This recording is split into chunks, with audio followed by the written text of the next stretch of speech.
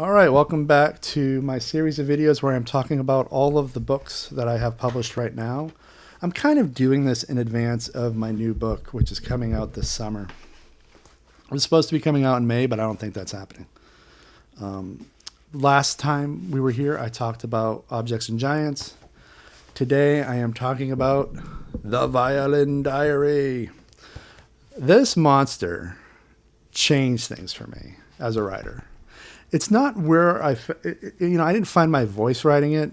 As I said when I was talking about Objects and Giants, that's how I found my voice. But how I learned to take writing seriously and personally came from The Violin Diary. So it's autobiographical to its core. I don't even think I changed names. This is true and that's that. It's basically post 9/11 New York.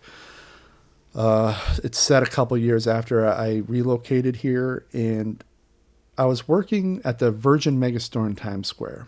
In the novel, the Virgin Megastore is called Crossroads, so I just call it the Crossroads Megastore because it just, at the time I wrote it, Virgin was still in business. So that's the only thing I changed, really. But I was working in the Virgin Megastore in Times Square, and I set the story on New Year's Eve because New Year's Eve in Times Square is super weird. Like, if you work down there, the police basically shut your business down at like 4 p.m. because that's when the crowds really start coming in for the ball drop. And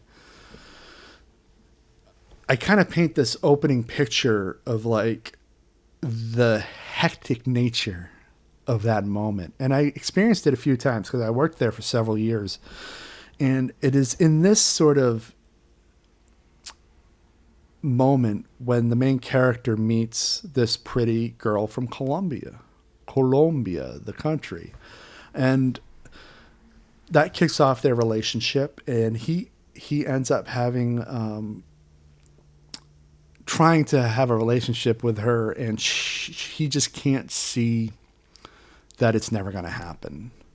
Like, they have an interesting friendship, but he just can't see why it is that this wouldn't work out. And he ends up she goes to film school in Munich at halfway through the book, and he ends up flying out there for a couple of weeks. And I don't know, there's something about a main character flying all the way to the other side of the world for someone only to have her turn him down. And so it's really a coming of age story. It's really an awakening. It's sort of a movement from an early 20-somethings really naive person to just kind of growing up and realizing sort of a truth about the world, sort of having the world come into focus, having reality proper sort of start to appear before your eyes. And so I guess the best way to describe it is as a Roman Clef coming of age story.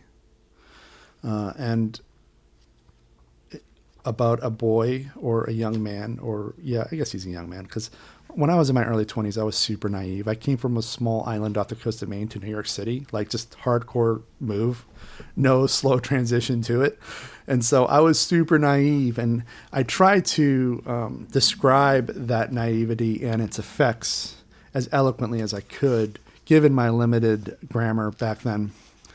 In the back of the book, I have the original cover from when I first published it. I first published the book in 2008 using a service called lulu.com. Now I just exclusively do it through Amazon. But I wanted to feature the front and back covers because they're wonderful works of art from an artist named Eris Dervis. And then I also have all the photographs included in the book are full color.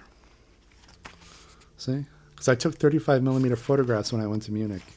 So I just, I threw them in here. But it's a full novel. It's a full novel. I'm not going to say it's my current voice, but it's an important step to me finding my voice. And of course, to me learning how to write personal stories and being okay with those stories being out in the world. So I experienced this when I was about 24. I wrote it when I was about 25 or 26. published it when I was about 27. I am now 40 years old, and this is my #1 selling book. The audience for this book, weirdly, is middle-aged men. A lot of middle-aged men relate to this story, and I think that's very interesting because I think a lot of us were naive about love when we were younger, and we all learned the hard way that just because you're in love with somebody doesn't mean they're going to be in love with you in return. And not every life is not a Disney movie, and that's what this book really is. It's a story about a guy who realizes that life is not a Disney movie. It's not a 90s rom-com. And so, yeah, it is interesting that my main audience are middle-aged males who have lived through something similar. Anyway, that's my book, The Violin Diary. It's been around for a long time now, and it's my #1 seller. I'd like Objects and Giants to be my #1 seller, but if you haven't already, check out the video for Objects and Giants, because I think that's more accurate to the style of literature I'm writing now. But if this story does interest you, of course, feel free to pick it up. I keep it on the market because it does have meaning. Thanks, everybody.